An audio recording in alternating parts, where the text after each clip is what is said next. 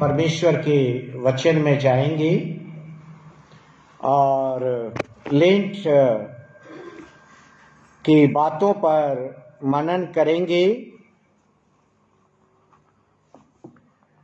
कुछ लोग सोचते हैं स्वर्ग में धर्मी लोग ही रहते हैं, लेकिन मैं कहता हूं स्वर्ग पापियों से भरा हुआ है। ये बाइबल में लिखा है, मैं नहीं कह रहा। अगर आपके पास बाइबल है तो निकाल लीजिए। यीशु मसीह ने क्या कहा, और लूका उसका 15 अध्याय 7 पद, मैं तुमसे कहता हूं कि इसी रीति से एक मन फिराने वाले पापी के विषय में भी स्वर्ग में इतना ही आनंद होगा। धरती पर जब पापी मन फिराते हैं तो स्वर्ग में आनंद होता है। लूका और उसका 15 अध्याय और 7 पद और 10 पद में लिखा है, मैं तुमसे कहता हूं कि इसी रीति से एक मन फिराने वाले पापी के विषय में परमेश्वर के स्वर्गदूतों के सामने आनंद होता है। तो स्वर्ग में कौन लोग हैं? जिन्होंने पापों से मन फिराया है। पापों से जो लोग मन फिराए हैं वही लोग स्वर्ग में हैं। सो लेंट हमें पापों से मन फिराने के बारे में बताता है। लेंट हमें पापों से मन फिराने के बारे में बताता है। इब्रानियों की पत्री अगर आप निकालेंगे और इब्रानियों की पत्री और उसका 7 अध्याय और 27 पद,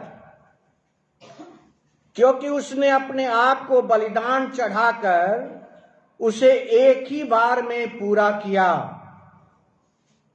और फिर 9 अध्याय 27 पद, और जैसे मनुष्य के लिए एक बार मरना और उसके बाद न्याय का दिन नियुक्त है।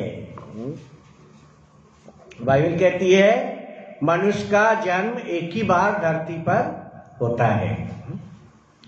एक ही बार धरती पर मनुष्य का जन्म होता है। इब्रानियों 9 अध्याय 27 पद, और जैसे मनुष्य के लिए एक ही बार मरना और उसके बाद न्याय का दिन होना नियुक्त है, वैसे ही मसीह भी बहुतों के पापों को उठाने के लिए एक ही बार बलिदान हुआ, और जो लोग उसकी बाट जोते हैं कि लिखा है बिना पाप उठाए हुए दिखलाई देगा। This is the second coming of Jesus. यीशु मसीह का दूसरा आगमन। लेंट हमें उपवास के लिए एक प्रेरणा देता है,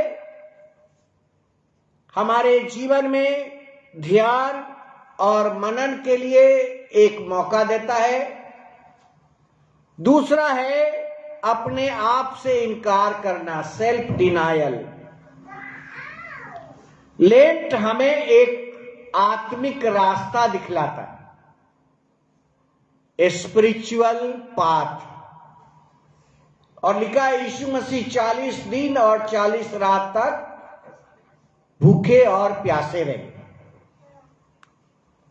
बहुत सारे लोग कहते हैं बाइबल में कहां लिखा है लेंट मनाना चाहिए।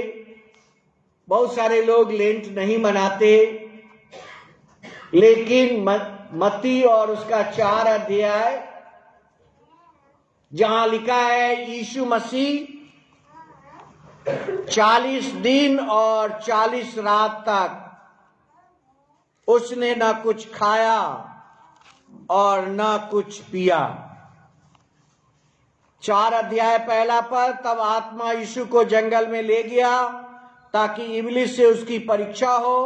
वह 40 दिन और 40 रात निराहार रहा और तब लिखा है उसे भूख लगी।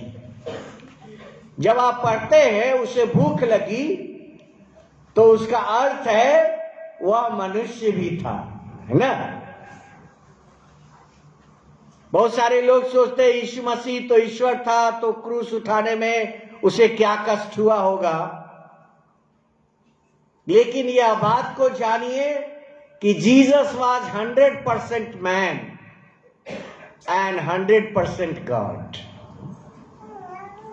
यूहन्ना के इंजील उसके 10 बाब में लिखा है, जॉन चैप्टर 10, जिसने मुझे देखा है उसने ईश्वर को देख लिया। यीशु के चेले कहते हैं कि प्रभु हमें ईश्वर को दिखला दे, हमारे लिए यही काफी है। तो यीशु मसीह ने अपने चेले से पूछा, क्या तूने मुझे नहीं देखा? तो चेले ने कहा, प्रभु हमने तो आपको देखा है। तब यीशु मसीह ने क्या कहा? जिसने मुझे देखा है उसने ईश्वर को देखा है। यीशु मसीह को अगर आप जानना चाहते हैं तो आपको अपने आप से इनकार करना होगा। यीशु ने एक व्यक्ति से कहा, मेरे पीछे हो ले, और वह क्या कहता है? रुक जाओ, मैं अपने पिता को गाड़ आता हूं और फिर मैं तेरे पीछे हो लूंगा। पहले हमें सब कुछ चाहिए, घर, गाड़ी, बैंक बैलेंस, नौकरी, अच्छी पत्नी, बच्चे, फिर बच्चे का एजुकेशन, और ये चलता रहता है। यीशु मसीह क्या कहते हैं? परमेश्वर की राज और उसकी धार्मिकता की खोज करो तो मैं सब वस्तुएं तुझे दे दूंगा। हम परमेश्वर के राज और धार्मिकता की खोज पहले नहीं करना चाहते। परमेश्वर की राज और उसकी धार्मिकता की खोज करो तो मैं तुम्हें सब कुछ दे दूंगा। तब इब्लिस उसे पवित्र नगर में ले गया और मंदिर के कंगूरे पर खड़ा किया और उससे कहा, यदि तू परमेश्वर का पुत्र है तो अपने आप को नीचे गिरा दे, क्योंकि लिखा है कि वह तेरे विषय में अपने स्वर्गदूतों को आज्ञा देगा और वे तुझे हाथों हाथ उठा लेंगे, कहीं ऐसा न हो कि तेरे पांव में पत्थर से ठेस लगे। शैतान यीशु मसीह के 40 दिन के उपवास के बाद उसकी परीक्षा कर रहा है और उससे कहता है यहां से अपने आप को गिरा दे। क्या शैतान को इस बात की चिंता है कि यीशु के पैर में चोट न लगे? कितनी बार आपने इस बाइबल को पढ़ा है? कितनी बार आपने इस वचन को पढ़ा है? क्या शैतान को इस बात की चिंता है कि यीशु को चोट ना लगे? वो तो यीशु मसीह को चोट देना चाहता है।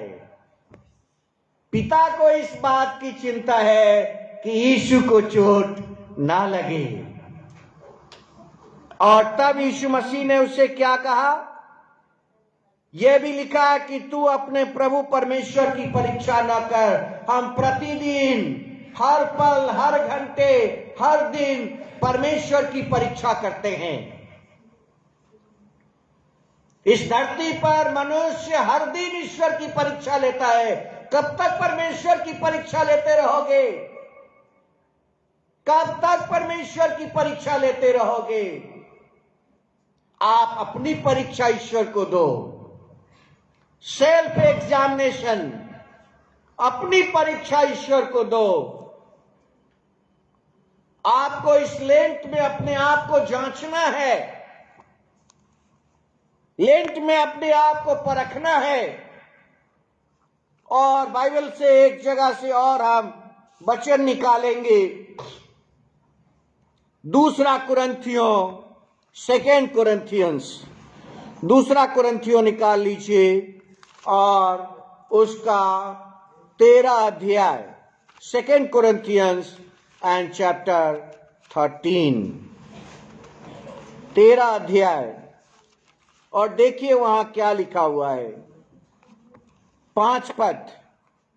अपने आप को परखो कि विश्वास में हो कि नहीं। लेंट क्या कहता है? लेंट कहता है अपने आप को परखो कि तुम विश्वास में हो कि नहीं हो।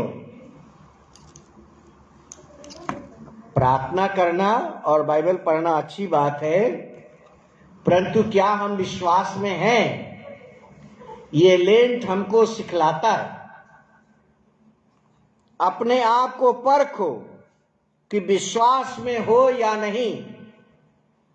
अपने आप को जांचो, सेल्फ एग्जामिनेशन। पेपर लिखने वाले भी आप हैं और पेपर जांचने वाले भी आप हैं। नो वन कैन जज यू।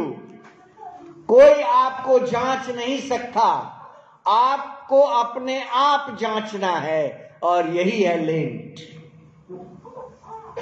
लेंट में अपने आप को जांचना है आपको।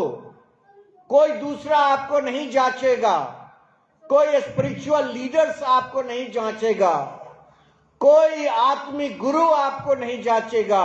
आपको अपने आप को जांचना है। और देखिए 5 पद में क्या लिखा है, अपने आप को जांचो, क्या तुम अपने विषय में यह नहीं जानते कि मसीह यीशु तुम में है। यीशु मसीह तुम में है, नहीं तो तुम जांच में निकम्मे निकले। कितना हार्ड वर्ड है निकम्मा। निकम्मा कहते हैं जो कुछ काम धाम नहीं करता और समय पर उसे भरपेट भोजन चाहिए। कुछ काम नहीं करेगा परंतु समय पर उसको भरपेट भोजन चाहिए। और यही है आत्मिक जीवन के लिए भी। क्या आत्मिक भोजन के लिए हम कोई परिश्रम नहीं करते? स्पिरिचुअल फूड के लिए हम कोई परिश्रम नहीं करते? क्या तुम अपने विषय में यह नहीं जानते कि मसीह यीशु तुम में रहता है? यीशु मसीह कहाँ रहता है? आपके अंदर रहता है। यीशु मसीह आप में है। लेंट अपने आप को जांचने का समय। लेंट अपने आप को जांचने का समय है। तब यीशु मसीह ने क्या कहा? तू प्रभु अपने परमेश्वर की परीक्षा ना करना। हम प्रतिदिन ईश्वर की परीक्षा करते रहते हैं। और तब लिखा है कि उसे बहुत ऊंचे पहाड़ पर ले गया और कहा, यदि तू गिरकर मुझे प्रणाम करे तो यह सब कुछ मैं तुम्हें दे दूंगा। प्रिय भाइयों बहनों, हमारे जीवन में यह आवश्यक है कि हम शैतान की सेवा करना चाहते हैं या ईश्वर की सेवा करना चाहते हैं। हम शैतान को प्रथम स्थान देते हैं या ईश्वर को प्रथम स्थान देते हैं। यीशु ने कहा, तू प्रभु अपने परमेश्वर को प्रणाम कर और केवल उसी की उपासना कर। लेंट इस बात को हमें सिखलाता है कि केवल परमेश्वर की ही उपासना करें, केवल परमेश्वर को ही प्रणाम करें और हम परमेश्वर को ही हम अपने जीवन से आशीष के लिए, उद्धार के लिए और परमेश्वर को महिमा दें। एस्तर नबी की पुस्तक में भी, जरमाया के पुस्तक में, डैनियल नबी की पुस्तक में उपवास का वर्णन आता है। योएल नबी की पुस्तक में उपवास का वर्णन आता है और लिखा है मन फिराओ। लेंट हमें मन फिराने का एक मौका दिया है। हम अपने शरीर को भोजन तो देते हैं परंतु अपनी आत्मा को भूखा रखते हैं। हम अपने शरीर को अच्छा भोजन तो देते हैं परंतु हम अपनी आत्मा को भूखा रखते हैं। यीशु मसीह ने यह कहा, मनुष्य केवल रोटी से ही नहीं परंतु हर एक वचन से जो परमेश्वर के मुख से निकलता है जीवित रहेगा। आपका जो सांस चलता है वह परमेश्वर के वचन के द्वारा।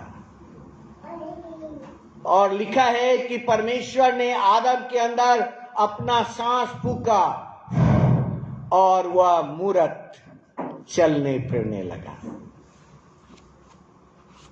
वह मूरत चलने फिरने लगा। आदम जीवित प्राणी हो गया। किस बात के लिए? परमेश्वर की सांस आपके अंदर आज भी है। जब यह सांस बंद हो जाती है आदमी मृतक हो जाता है।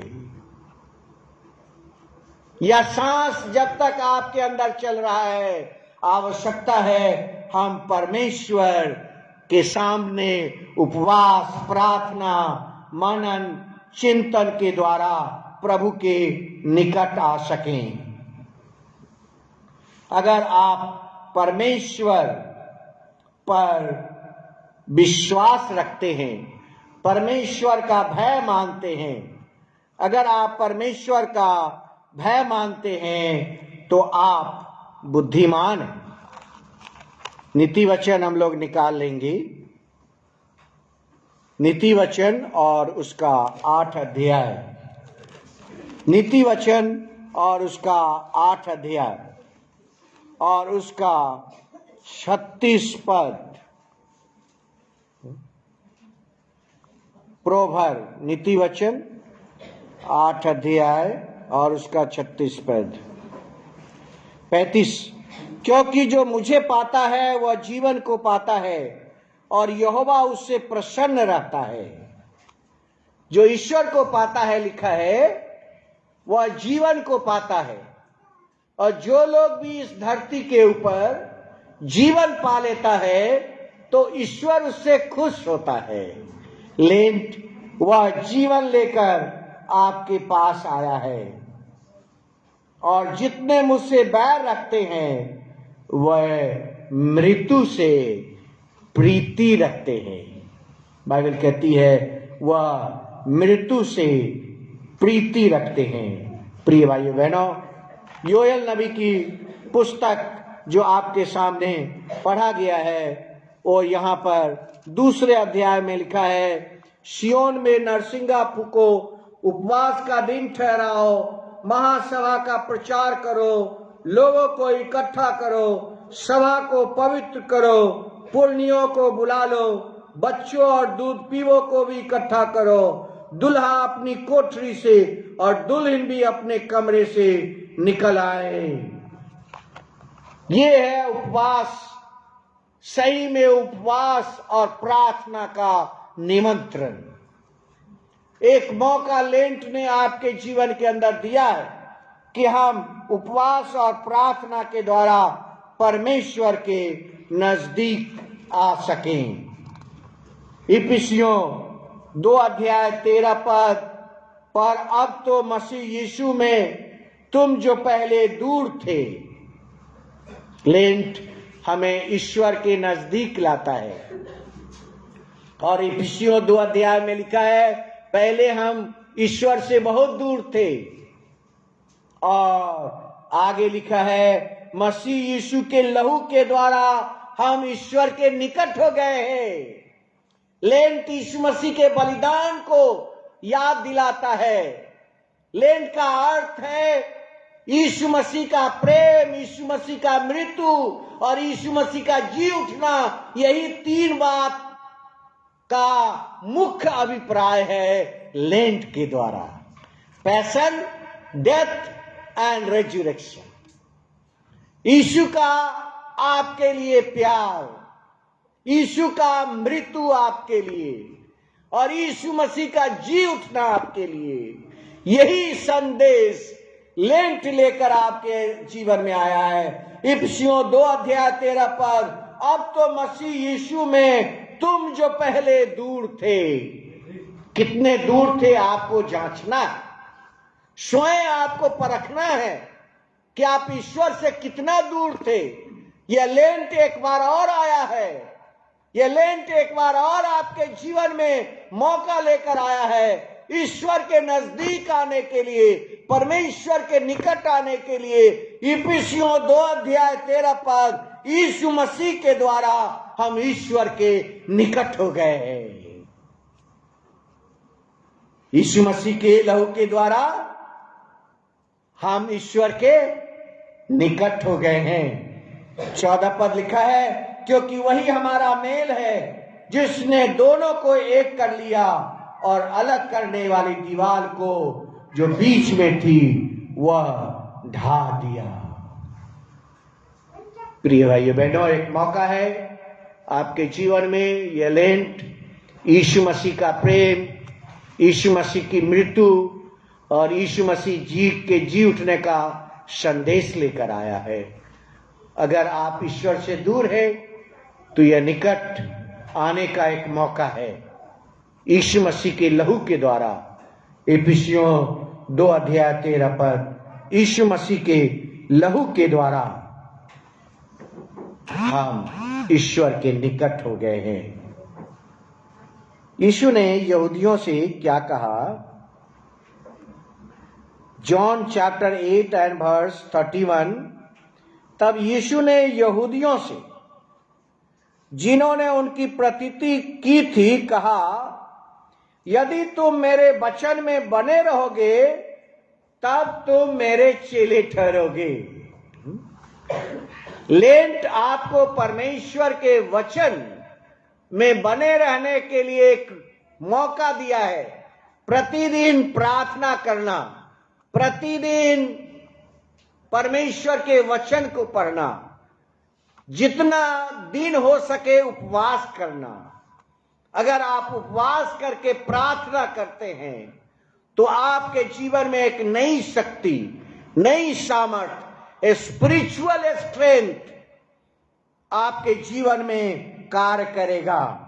यीशु ने उन यहूदियों से कहा जिन्होंने उस पर विश्वास किया था, उन्होंने कहा तुम मेरे वचन में बने रहोगे तभी मेरे चेले कहलाओगे और सत्य को जानोगे और सत्य तुम्हें स्वतंत्र करेगा।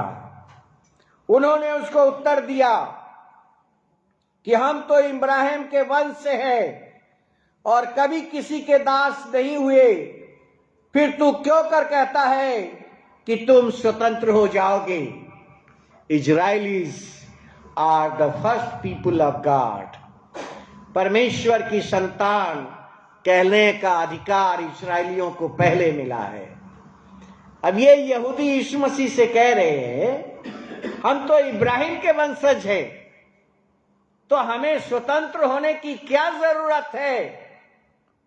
तो देखिए यीशु मसीह ने क्या कहा। यूहन्ना 8:34 यीशु ने उसको उत्तर दिया, मैं तुमसे सच सच कहता हूं, जो कोई पाप करता है वह पाप का दास है।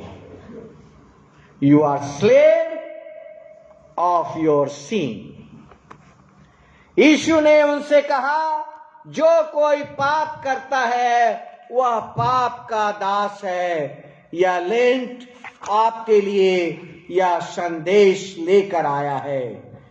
यदि पुत्र तुम्हें स्वतंत्र करेगा तो सचमुच तुम स्वतंत्र हो जाओगे। लेंट आपको पापों से स्वतंत्र करने के लिए एक और सुनहरा मौका दिया है। और यीशु ने कहा जब तुम मेरे पास आओगे तो सत्य को जानोगे और सत्य तुम्हें स्वतंत्र करेगा। लेंट यीशु के प्रेम, यीशु के मृत्यु और यीशु के पुनरुत्थान का संदेश लेकर आया है। ये 40 दिन हम विशेष रीति से प्रार्थना, बाइबल पढ़ने, उपवास करने में हम लौलीन रहे और हम अपने जीवन में उद्धार को प्राप्त करें। आइए प्रार्थना करें। प्रभु, हम धन्यवाद करते हैं आज के इस ऐश वेडनेसडे के लिए, इस लेंट के लिए। आपके पवित्र आशीष को प्रभु आपके पवित्र नाम से आपके लोगों को ब्लेस करते हैं। लेंट एक सुनहरा मौका लेकर आया है। यीशु ने कहा, जो पाप करता है वह पाप का दास है, और अगर पुत्र तुम्हें स्वतंत्र करेगा तो तुम सचमुच स्वतंत्र हो जाओगे। लेंट यीशु के प्रेम, यीशु के मृत्यु और यीशु के पुनरुत्थान का संदेश लेकर आया है। यीशु के नाम में आमीन। अंतिम गीत।